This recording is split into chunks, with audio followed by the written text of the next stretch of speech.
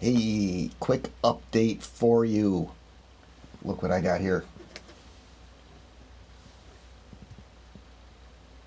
Can you see what it's doing? It's blinking.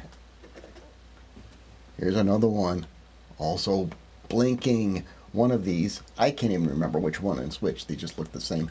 One of these is the one I made before and that I said wouldn't work on a 3-volt battery.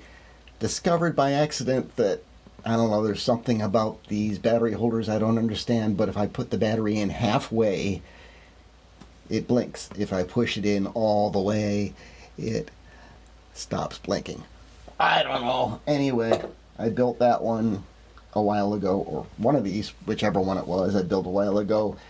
Just built the other two. This is one of the other ones. It's blinking. Third one doesn't blink because I was pushing through it so fast that I kind of forgot to pay attention to the ICs. And guess what? I installed the IC backwards again. So I got 2 out of 3, and the other one needed a little debugging, but I got it working. So, but I found the secret to surface mount soldering, which is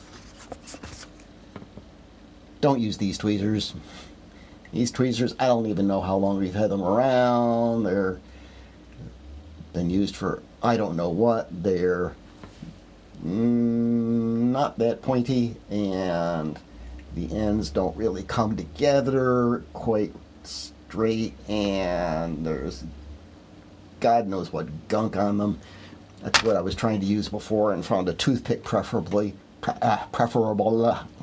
But now I've got these tweezers, which are like needle sharp and perfectly aligned and clean, and it is so much easier to deal with those little components with these tweezers than with those tweezers or the toothpick. So this is the way to go. And you know what they're also good for? These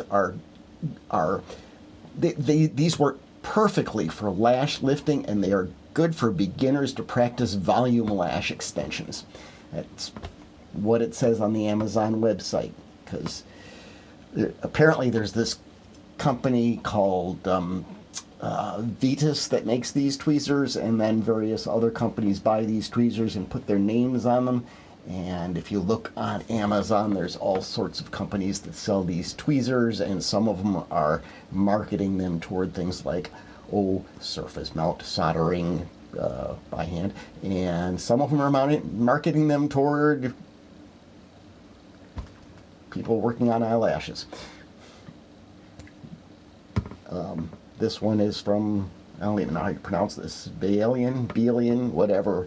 It's a beauty supply company, because their Vetus ESD-15 tweezers are cheaper than anybody else's ESD-15 tweezers, or at least they were on the day I looked. So I bought them from Balian Beauty rather than from blah blah blah technical supplies or whatever.